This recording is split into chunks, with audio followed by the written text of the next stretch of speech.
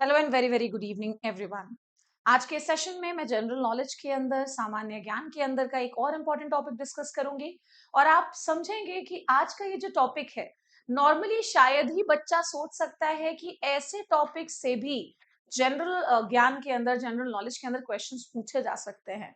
Topic पता है क्या है? ये सवाल फिर से मैंने एमपीआरएचयू 2025 का उठाया है। सवाल ध्यान रखिएगा, शायद आपको ये उतना क्लियर नहीं होगा, तो सबसे पहले तो मैं सवाल को पढ़ती हूँ।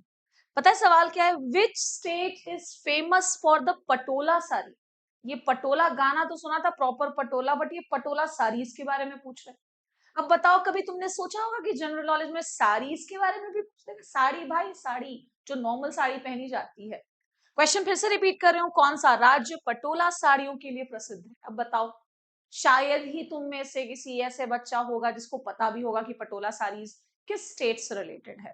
अब तुम जितने भी जनरल नॉलेज की किताबों को खरीद के लाओगे, क्योंकि वही कुछ गिनी चुनी जो किताबें हैं मार्केट में जो मिलती हैं और लोग जिसके बारे में बताते हैं, तुम जाओगे मार्केट से खरीद के लेके आ जाओगे और उस किताब में तुम ढूंढ लो, ये वाला टॉपिक तो कहीं है ही नहीं बेटा।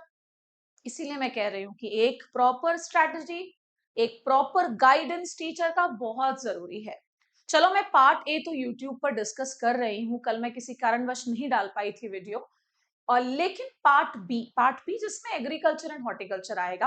अगर आप में से कोई भी बच्चा अच्छे से एग्रीकल्चर एंड हॉर्टिकल्चर का कोर्स पढ़ना चाहता है, सो दैट आप अपना पार्ट बी भी स्ट्रॉन्ग करें, तो आप हमारे ऑनलाइन क्लासेस के साथ जुड़ सकते हो। ऑनलाइन क्लास के साथ जुड़ने के लिए आपको कुछ नहीं करना, आपको ऐप डाउनलोड करना है, वहां जाना है, अलग अलग कोर्सेस को एक्सप्लोर करना है, डेमो जरूर देखना है।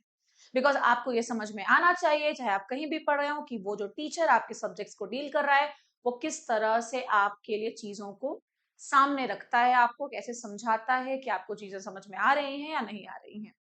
तो आप चाहें तो ऑनलाइन क्लासेस में जरूर जुड़ सकते हो। अब आज का टॉपिक तो तुम्हें समझ में आ ही गया होगा। मैं आज बात ही करने वाली हूं विभिन्न प्रकार के साड़ीज के बारे में, और वो किन स्टेट से रिलेटेड है। सेशन अच्छा लगे तो मैं फिर से कह रही हूं, जिस चीज में तुम लोग बहुत कमी कर रहे हो, और अगर तुम लोगों ने सेशन को प्रॉपरली लाइक नहीं किया, शेयर नहीं किया, तो फिर मैं सोचूंगी कि मुझे क्लासेस लेनी भी चाहिए यूट्यूब पर या नहीं। भाई, तुम्हारा लाइक करना सेशन को और शेयर करना ही तो मेरे लिए मोटिवेशन है। तो सेशन को लाइक जरूर किया करो बेटा, शेयर किया करो, और फटाफट इस क्लास को देख करके सब्सक्राइब बटन दबा देना, इंस्टाग्राम पे फॉलो कर लेना, टेलीग्राम चैनल पे फॉलो कर लेना। तो शुरू करते हैं पढ़ना। सारीज और बगल में लिख लेते हैं स्टेट्स। सबसे पहले, जो भारत में अलग अलग जगहों पर शादियां जब होती हैं तो बनारसी साड़ी तो बड़ा फेमस है, सब जानते हैं इसके बारे में। लेकिन क्या आप जानते हैं कि बनारसी साड़ी जो है वो कौन सी स्टेट से रिलेटेड है, ओरिजिनेटेड है? तो यूपी, उत्तर प्रदेश। सेकंड साड़ी पर आते हैं, जो कि है कांजीवरम। कांजीवरम तो फिर भी तुम दिमाग लगा सकते हो। कांजीवरम साड़ीज का जो ओरिजिन है वो कहाँ का माना जाता है? तमिलनाडु। कितने प्यार से और कितने स्ट्रैटेजी वाइज में तुम लोगों के लिए टॉपिक्स लेकर के आ रही हूँ। पिछले टॉपिक से भी एमपीआरएचयू में सवाल आया था, और इस टॉपिक से भी एमपीआरएचयू में सवाल आया था। और एमपीआरएचयू की बार बार मैं बात इसीलिए कर रही हूँ, बिकॉज कहीं ना कहीं छत्तीसगढ़ में आने वाले समय में आरएचयू और आरयू की जो पोस्ट डिक्लेयर होंगे, वो मोर और लेस एमपी के ही पैटर्न को फॉलो करने वाले हैं। और जब तक एग्जाम नहीं हो जाता अपने छत्तीसगढ़ में, तब तक एमपी का ही रेफरेंस लेकर के पढ़ेंगे। तीसरे साड़ी पर आते हैं बेटा, Paithani saris. I don't know तुम में से कितने लोगों ने सुना है इसके बारे में। क्या आप जानते हैं पैठानी साड़ीज का ओरिजिन कहाँ का है? महाराष्ट्र का है बेटा। चलो, अभी तो स्क्रीन पे मैं फोटोग्राफ्स नहीं दिखा पा रही हूँ, मैं कोशिश करूंगी कि नेक्स्ट क्लास से मैं आपको स्क्रीन पर इन सारी चीजों का फोटोग्राफ भी दिखाऊं, सो दैट आपको और अच्छे से ये सारी चीजें याद हो। अब हम आते हैं पटोला साड़ीज पर। मैंने फिर से कहा कि प्रॉपर पटोला गाना के बारे में नहीं पूछा गया था सवाल में। पटोला साड़ीज कहाँ से रिलेटेड हैं? So they are related to Gujarat. और यही सवाल तो एमपीआरएचयू 2025 का सवाल था, जिसका मैंने उधर स्क्रीनशॉट डाला था, बट वो क्लियर नहीं हो पाया। तो याद करके इसको कंप्लीट कर लेना। चलो, आई होप तुमने ये चारों साड़ीज के नाम लिख लिए रहे होंगे। अब हम आते हैं बेटा पांचवें नंबर के साड़ी पर, और वो कौन से स्टेट को बिलोंग करता है, हम जरा इसकी बात कर लेते हैं। सो जो पांचवी साड़ी है दैट इज नोन एज बांधनी। ये जो बांधनी साड़ीज हैं, ये गुजरात से रिलेटेड है।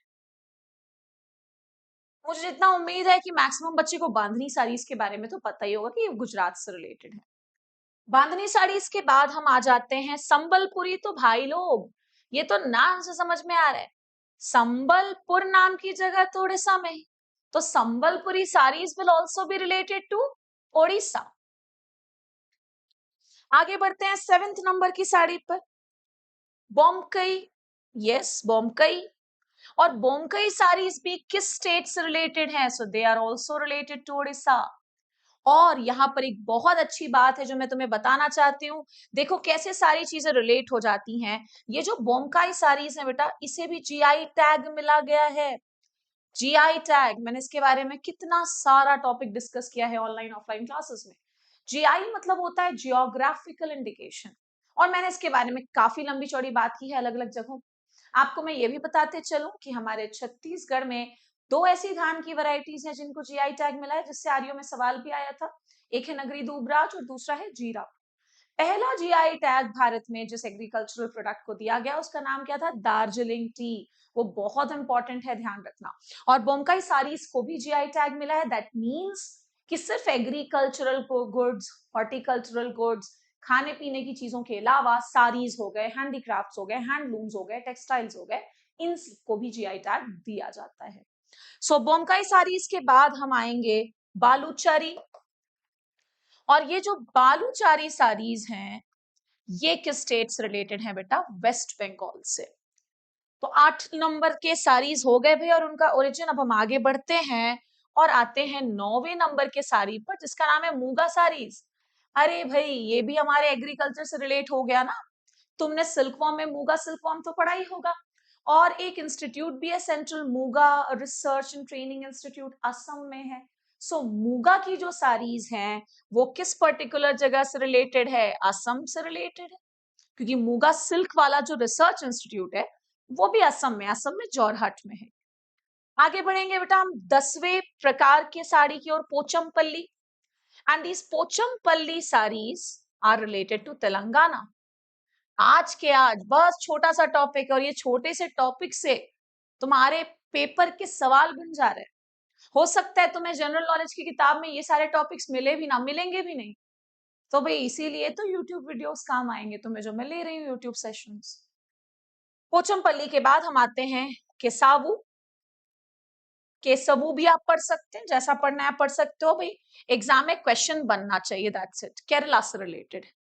और लास्ट वाला, इसकी भी सारीज बड़ी चलती हैं, चंदेरी।